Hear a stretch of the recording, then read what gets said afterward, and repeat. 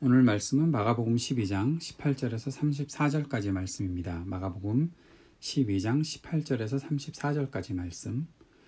부활이 없다고 주장하는 사두개파 사람들이 예수께 와서 물었다. 선생님, 모세가 우리에게 써주기를 어떤 사람의 형이 자식이 없이 아내만 남겨두고 죽으면 그 동생이 그 형수를 맞아들여서 그의 형에게 대를 이을 자식을 낳아주어야 한다 하였습니다. 형제가 7 있었습니다. 그런데 마지가 아내를 얻었는데 죽을 때 자식을 남기지 못하였습니다. 그리하여 둘째가 그 형수를 맞아들였는데 그도 또한 자식을 남기지 못하고 죽고 셋째도 그러하였습니다. 7이 모두 자식을 두지 못하였습니다. 맨 마지막으로 그 여자도 죽었습니다. 그들이 살아날 부활 때에 그 여자는 그들 가운데 누구의 아내가 되겠습니까? 7이 모두 그 여자를 아내로 맞아들였으니 말입니다. 예수께서 그들에게 말씀하셨다. 너희는 성경도 모르고 하나님의 능력도 모르니까 잘못 생각하는 것이 아니냐. 사람이 죽은 사람들 가운데서 살아날 때에는 장가도 가지 않고 시집도 가지 않고 하늘에 있는 천사들과 같다. 죽은 사람들이 살아나는 일에 관해서는 모세의 책에 떨기나무 이야기가 나오는 대목에서 하나님께서 모세에게 어떻게 말씀하셨는지를 너희는 읽어보지 못하였느냐. 하나님께서는 모세에게 말씀하시기를 나는 아브라함의 하나님이요 이삭의 하나님이요 야곱의 하나님이다 하시지 않으셨느냐. 하나님은 죽은 사람들의 하나님이 아니라 살아있는 사람들의 하나님이시다. 너희는 크게 생각을 잘못하고 있다. 율법학자들 가운데 한 사람이 다가와서 그들이 변론하는 것을 들었다. 그는 예수가 그들에게 대답을 잘 하시는 것을 보고서 예수께 물었다. 모든 계명 가운데서 가장 으뜸되는 것은 어느 것입니까? 예수께서 대답하셨다. 첫째는 이것이다. 이스라엘아 들어라. 우리 하나님이신 주님은 오직 한 분이신 주님이시다. 내 마음을 다하고 내 목숨을 다하고 내 뜻을 다하고 내 힘을 다하여 너의 하나님이신 주님을 사랑하여라. 둘째는 이것이다. 내 이웃을 내 몸과 같이 사랑하여라. 이 계명보다 더 큰 계명은 없다. 그러자 율법학자가 예수께 말하였다. 선생님, 옳은 말씀입니다. 하나님은 한 분이시요 그 밖에 다른 이는 없다고 하신 그 말씀은 옳습니다. 또 마음을 다하고 지혜를 다하고 힘을 다하여 하나님을 사랑하는 것과 이웃을 자기 몸같이 사랑하는 것이 모든 번제와 희생제보다 더 낫습니다. 예수께서는 그가 슬기롭게 대답하는 것을 보시고 그에게 말씀하셨다. 너는 하나님의 나라에서 멀리 있지 않다. 그 뒤에는 감히 예수께 더 묻는 사람이 없었다. 아멘. 부활이 없다고 주장하는 사두개파 사람들도 예수님께 찾아왔습니다. 아마 그들도 이 당시 예루살렘 성전을 중심으로 하는 기득권 중에 한 파가 아니었나 생각을 하게 됩니다. 이들도 예수님께 와서 예수님을 곤란하게 만드는 질문을 하고 있는 것이죠. 부활이 없다고 말하는 사람들이니 이제 예수께서 죽고 부활하실 것이다 하는 그 말씀, 그러한 말씀들을 하셨다라는 것들을 들었을 것이고 그런 가운데서 자신들의 주장을 예수님께 말하면서 뭔가 곤란한 질문들을 만들어 온 것이 바로 오늘의 질문이고 그 질문의 내용은 바로 계대 결혼에 관한 것이었습니다. 계대 결혼이라는 것은 무엇인가 하면 그 사두개파 사람들이 말했던 것과 똑같이 형이 죽어서 형의 아내가 자식이 없을 때 동생이 그 형의 아내 형수를 취해서 결혼을 하고 자식을 낳도록 그렇게 하는 것이죠. 우리가 지난번에 유다의 자식들이 죽어서 다말 며느리가 아들을 낳지 못하고 자손을 잇지 못하고 있었을 때 다말이 그 유다의 가문을 이어야 되겠다는 마음으로 창녀를 변장하고 와서 유다와 동침하게 된 그러한 사건들을 보게 되면 그 속에 이어지는 이야기가 바로 계대 결혼에 관한 것이었습니다.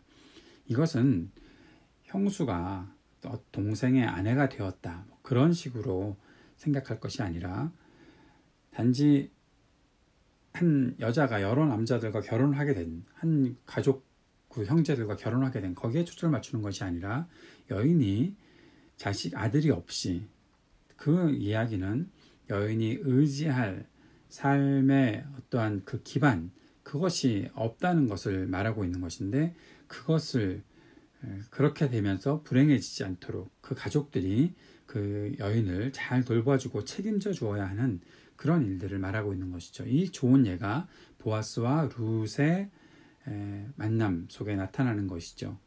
룻이 남편이 죽고 과부로 있었을 때 보아스를 만나게 되고 그 집안 사람이고 결국 보아스가 그 룻에게 아들을 낳게 하는, 둘이 결혼해서 그 삶을 책임져주는, 뭐 계대 결혼과는 조금의 차이는 있긴 있지만 그 모습이 그대로 나타나 있는 아주 좋은 예를 보여주고 있는 것이죠. 유다와 다말의 관계에서는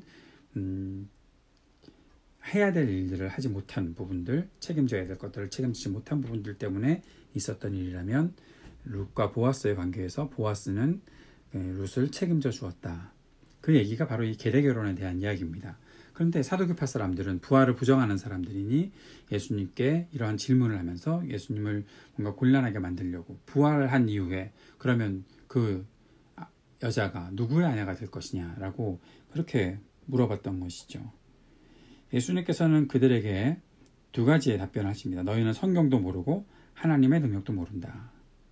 성경도 모르고, 성경이 왜 그런 이야기를 하는지 모르고, 좀 전에 말씀드렸던 대로 책임지고 한 사람을 돌보는 그런 관점에서의 이 계대 결혼을 이해하고 있어야 하는데, 그렇게 성경을 알지 못하는 것이고 또 하나님의 능력도 알지 못하니 부활 이후에 하나님께서 어떻게 일들을 이루실 것에 대해서는 전혀 관심 없이 인간적인 관점에서 그 여자가 그럼 누구의 아내야?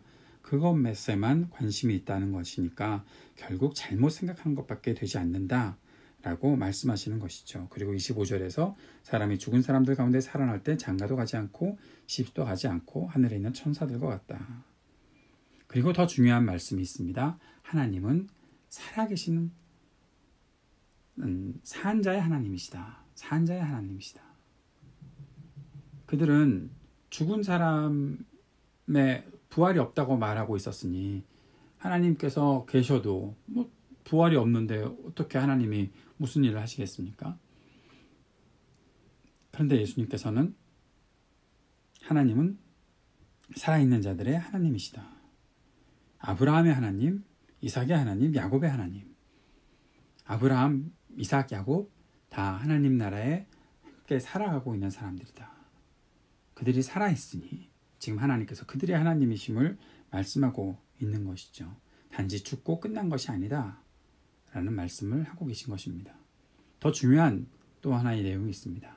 이들도, 이 사두개파 사람들도 앞에서 말씀드렸던 것처럼 성전을 기반으로 기득권을 가진 사람들, 그래서 성전의 변질, 타락을 책망하신 것과 함께 예수님께서 그렇게 공격하고 책망하시는 그것을 공격으로 생각하고 결국에는 예수님을 그 죽음과 부활을 예언하신 것 때문에 예수님을 공격하는 그 공격에 예수님께서 잘 대처하신 것이죠.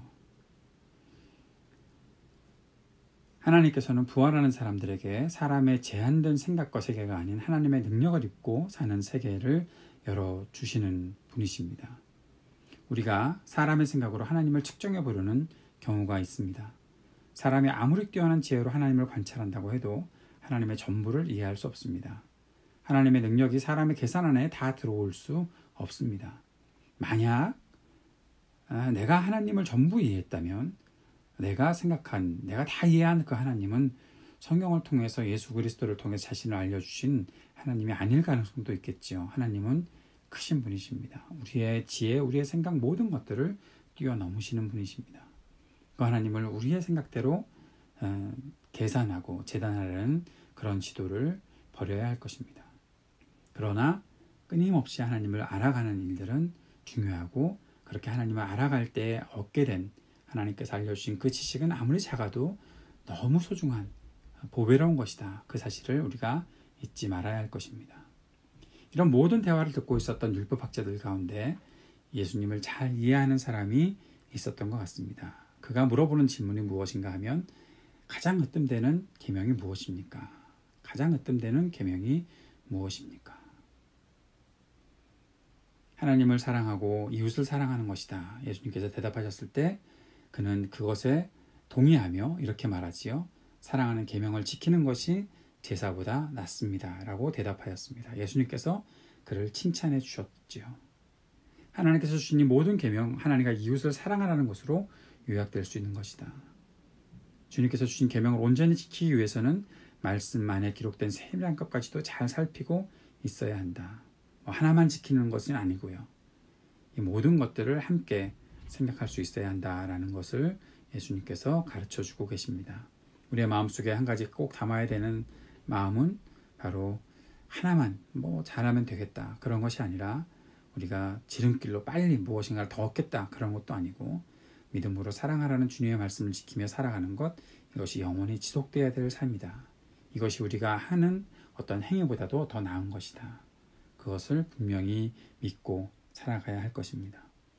이 시대에 어떠한 종교적인 행위, 그것만이 중요하다고 생각해서 이 어려운 시대에 좀 사람들에게 그 병의 감염들의 위험을 막자, 그래서 모이는 것을 좀 자제하라 라는 그러한 메시지들이 정부로부터 계속해서 나오고 있는데도 불구하고 자신들의 어떠한 종교적인 행위에 초점을 맞추고 이웃사랑에 대해서는 전혀 관심도 없는 그러한 사람들이 지금도 이 땅에 존재하고 있는 것들을 보게 됩니다. 무엇이 하나님을 사랑하는 것이고 무엇이 이웃을 사랑하는 것인지 우리가 잘 깨닫고 알아야 하겠습니다. 오늘 주님의 말씀을 잘 생각해보고 또 그 종교적인 기득권을 가지고 있던 자들이 무엇 때문에 이렇게 욕심을 부리고 있고 예수님을 책잡으려고 하고 있었는지 살펴보면서 우리가 같은 실수를 반복하지 않고 더 주님 앞에 가까이 나아갈 수 있는, 하나님의 말씀을 잘 지키며 살아갈 수 있는 우리의 삶이 될 수 있게 도와주옵소서. 주님 앞에 함께 기도하는 이 아침이 되었으면 좋겠습니다. 오늘도 계속해서 기도합시다. 코로나19로 인해서 어려움을 겪는 모든 세계 곳곳의 사람들을 보호하여 주옵소서. 이를 극복하기 위해 애쓰는 사람들에게 지혜와 힘을 더해 주시고 속히 회복할 수 있도록 주님 우리를 붙잡아 주옵소서. 간절히 기도하는 시간 갖기 원합니다. 같이 기도하겠습니다.